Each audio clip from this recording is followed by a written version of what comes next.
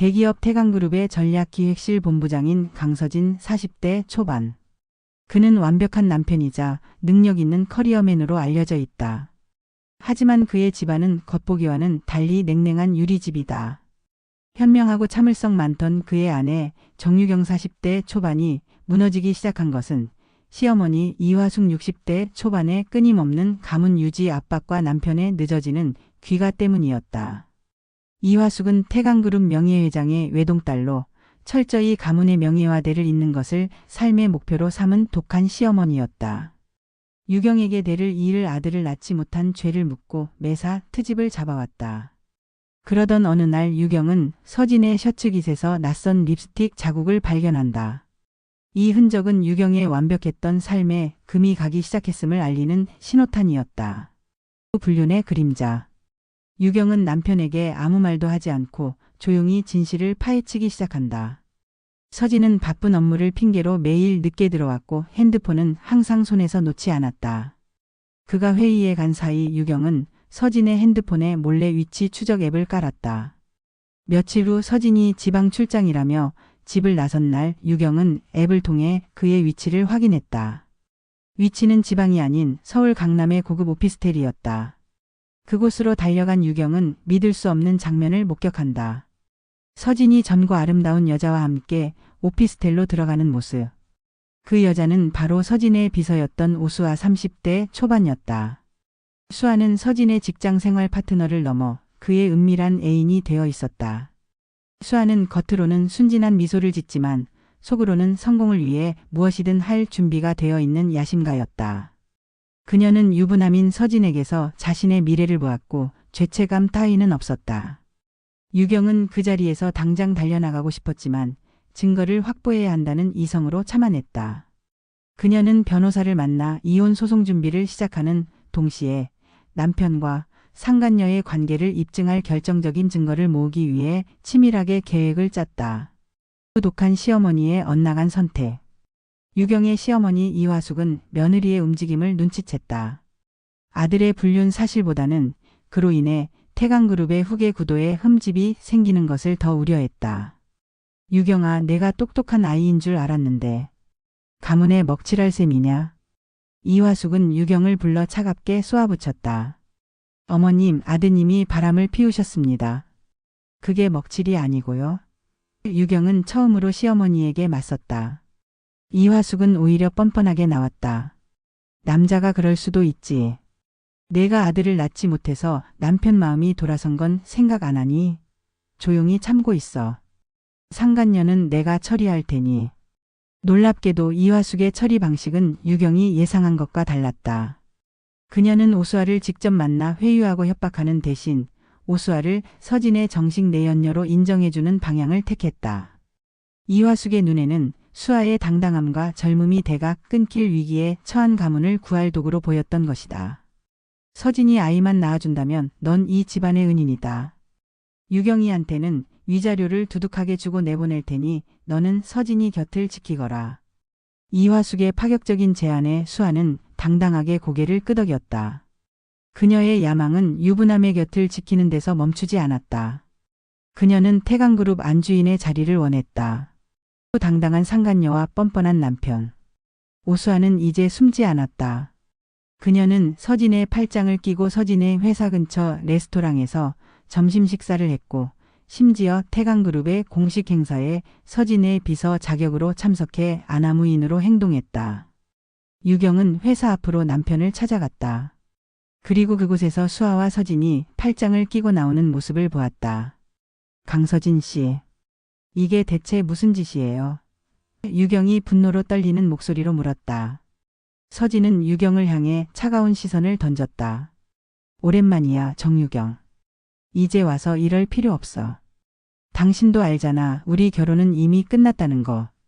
곁에 있던 수아는 당당하게 미소를 지으며 유경을 향해 말했다.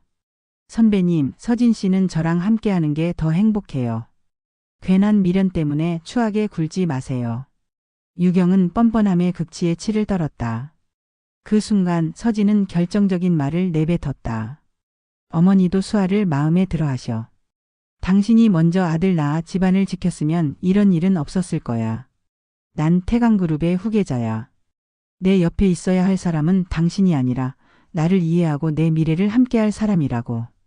직장 생활에 지친 척 가정을 위해 헌신하는 척했던 서진의 가면이 완전히 벗겨지는 순간이었다.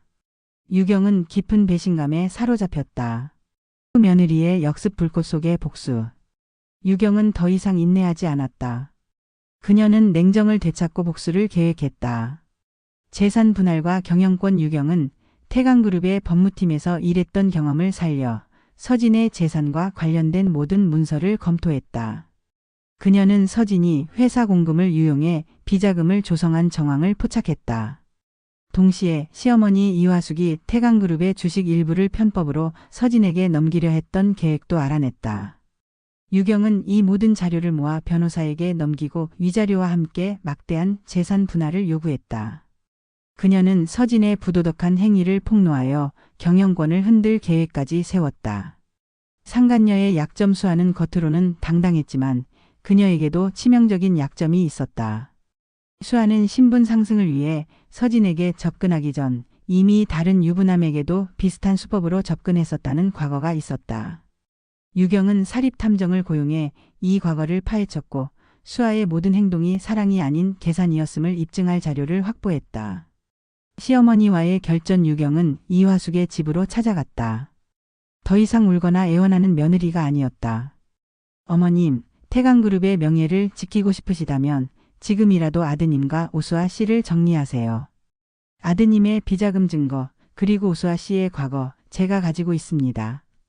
이 모든 것이 세상에 드러나면 태강그룹은 물론 어머님의 명예도 끝장날 겁니다. 유경은 이화숙의 가장 약한 부분을 건드렸다. 가문의 명예. 독한 시어머니는 유경의 예상치 못한 역습에 처음으로 불안에 떨었다. 법정 공방과 최후의 심판. 이혼 소송이 시작되자 법정은 세 사람의 치열한 전쟁터가 되었다. 서진은 뻔뻔하게도 유경에게 부부간의 의무를 소홀히 했다는 이유로 책임을 전가하려 했다. 수아는 자신과 서진의 관계가 진실한 사랑이었음을 주장했다. 하지만 유경이 제출한 증거들은 완벽했다. 서진의 비자금 증거는 그의 회사 내 지위를 위협했고 수아의 과거 행적에 대한 증거는 그녀의 당당함을 무너뜨렸다. 법정에서의 클라이맥스. 유경은 증인석에 서서 담담하지만 힘 있는 목소리로 말했다. 저는 결혼 생활 내내 이 집안을 지키기 위해 노력했습니다. 하지만 저의 남편과 시어머니는 저를 그저 가문을 위한 도구로만 생각했습니다. 저의 남편 강서진 씨는 회사에서 얻은 부와 권력을 이용해 저를 기만하고 그 사실이 드러나자 뻔뻔하게도 저에게 책임을 돌렸습니다. 오수아 씨는 자신의 야망을 위해 가정을 파괴했습니다. 저는 이들에게 더 이상 기만당하지 않을 것입니다.